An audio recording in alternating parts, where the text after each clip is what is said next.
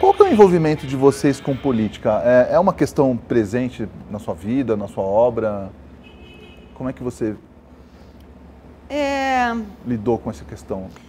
Já lá naquele tempo, né, naqueles momentos, final dos anos 60, anos 70 e tal, a gente sofria, além da ditadura, a gente sofria uma espécie de ditadura cultural via jornalismo do outro lado, porque era assim, se você não está falando das questões sociais, você é um alienado e a tua obra não importa.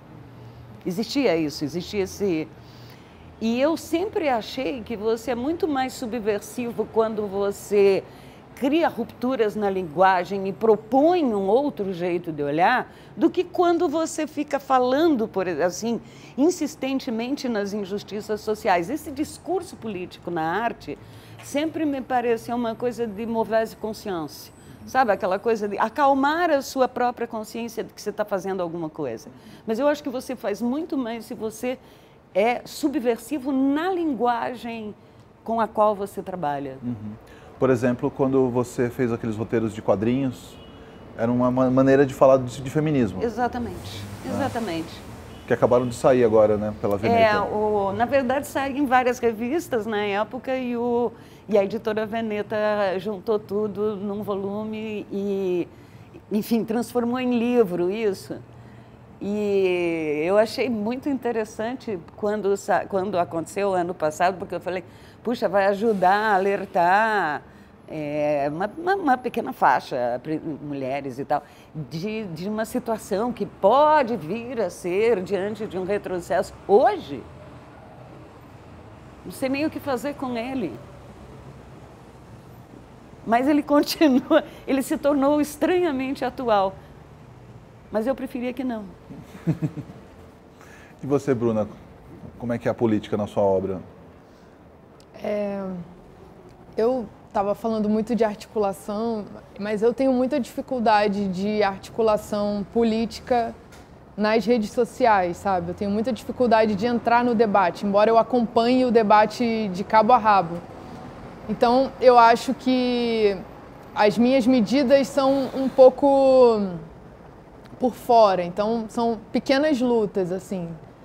Eu fiz um livro infantil que eu falo de homossexualidade para crianças de 6 anos. A Zebrozinha, né? Zebrozinha. E foi um livro que não teve uma boa repercussão, assim. Não? Não, porque acho que ficou meio no meio do caminho, talvez, não sei. Talvez eu tivesse que ter sido mais enfática. Mas eu queria fazer uma coisa mais lúdica e não deixar de comentar, mas fazer uma coisa mais lúdica, até porque é para crianças de 6 anos, então... E eu tenho muita dificuldade de falar, mas eu vou fazendo. Então, eu faço muito trabalho voluntário com refugiados, com idosos, com crianças carentes, que são coisas que eu faço mais... nos bastidores, assim. Então, eu tenho muita dificuldade de falar as coisas que eu faço, mas vou tentando fazer pelas beiradas, sabe?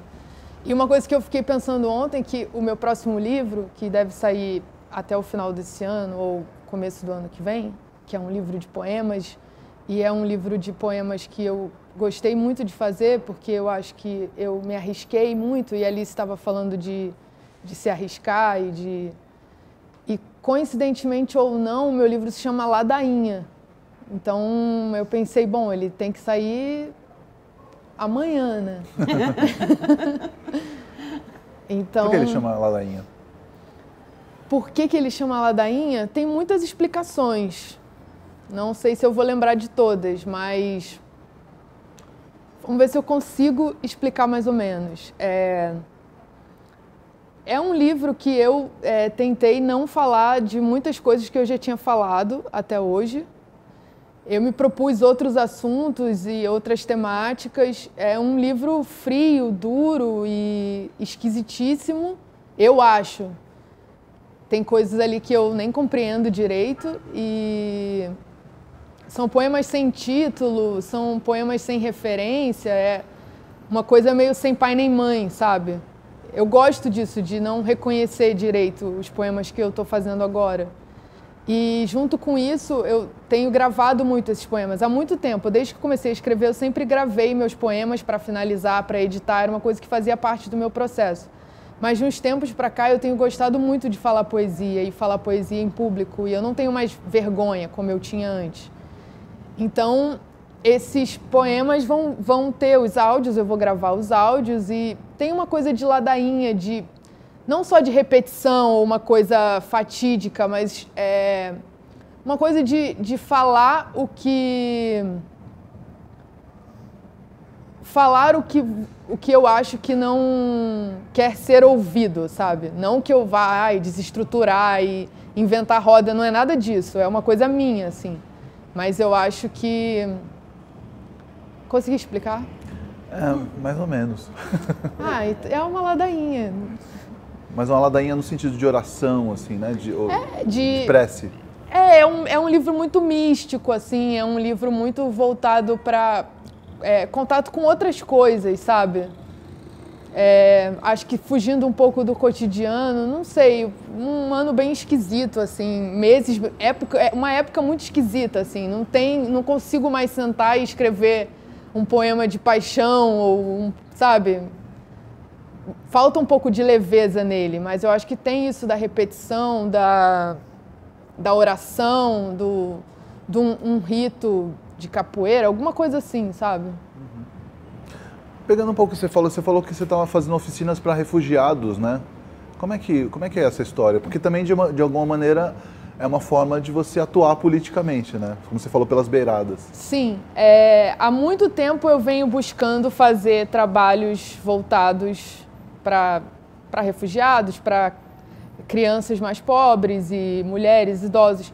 Só que, por incrível que pareça, pelo menos comigo, não foi fácil. Não é fácil você se encaixar num projeto desse, sabe? Eu não posso chegar num asilo, bater na porta e falar: oi, eu sou a Bruna, eu quero dar uma oficina de poesia. Ou: oi, eu sou a Bruna e eu quero falar com os refugiados que acabaram de chegar da Nigéria. Não é assim, sabe? Você precisa de um intermediário.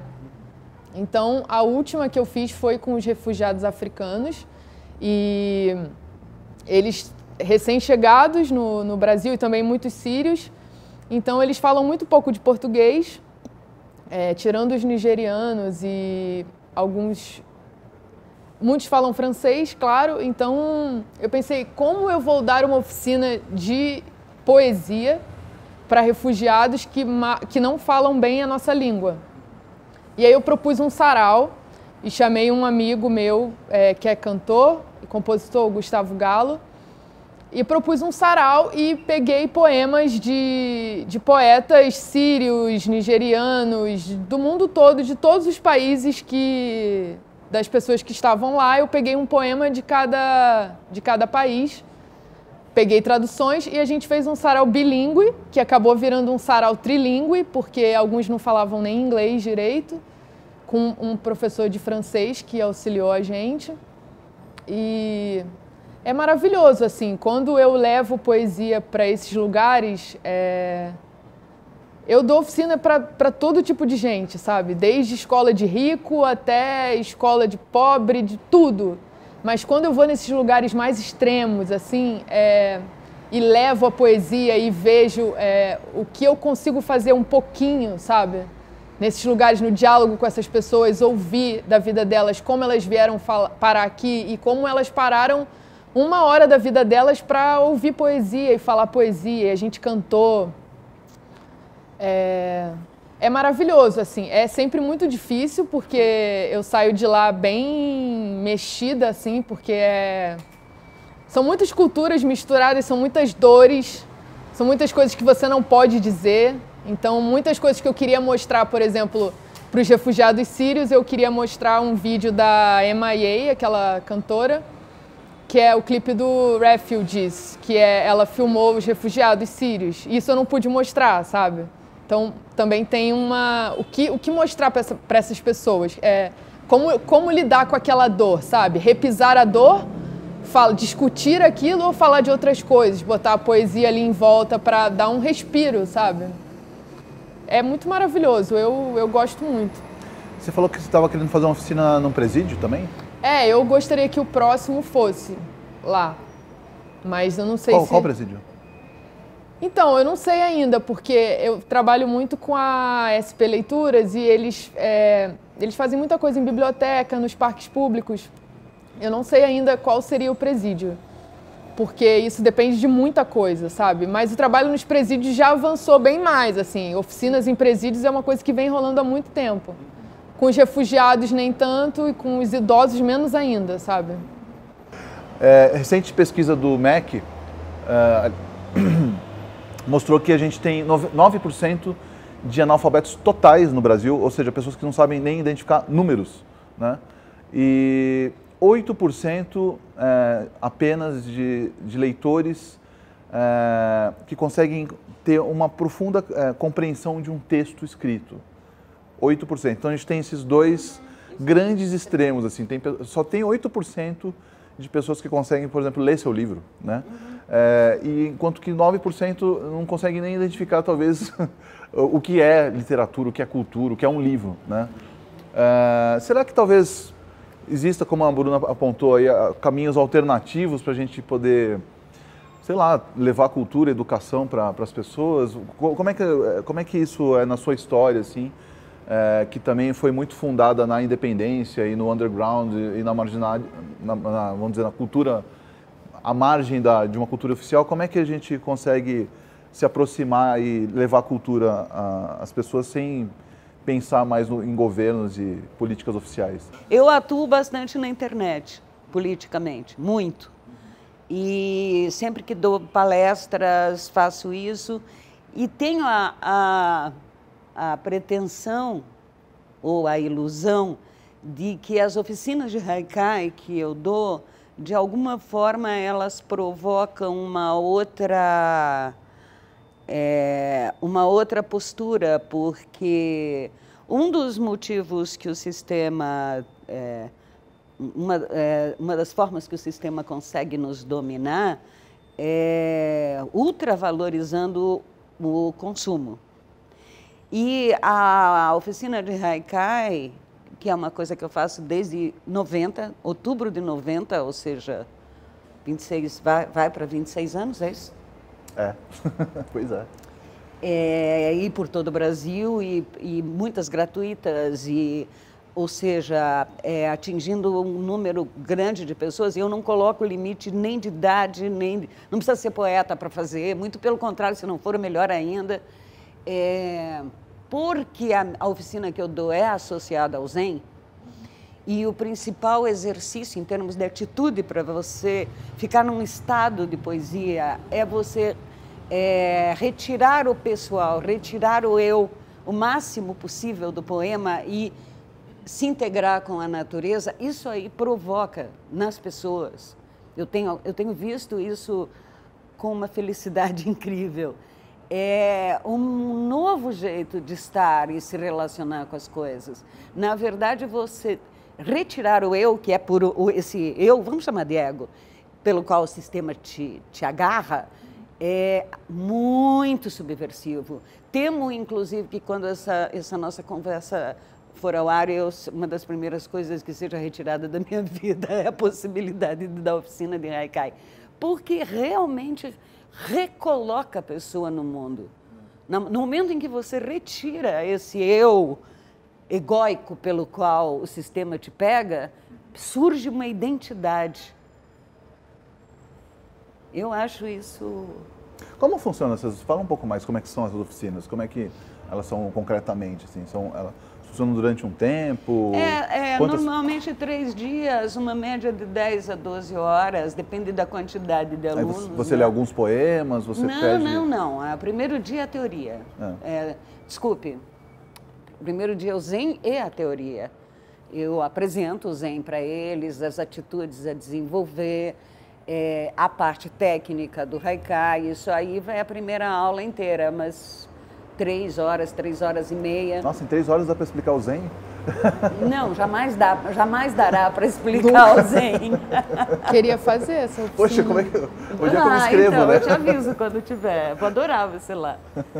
E a parte técnica, e aí no segundo dia eu já inicio com traduções. A gente traduz, eu dou do japonês para que eles vejam a trama da linguagem no japonês. Então eu apresento em japonês, dou a tradução literal de cada palavra e peço para que eles cheguem a um haikai com aquilo, ou seja, isso é uma forma de aquecimento. E aí a gente parte para a prática mesmo, que é uma prática que começa em grupos de 3 e vai chegando até o individual.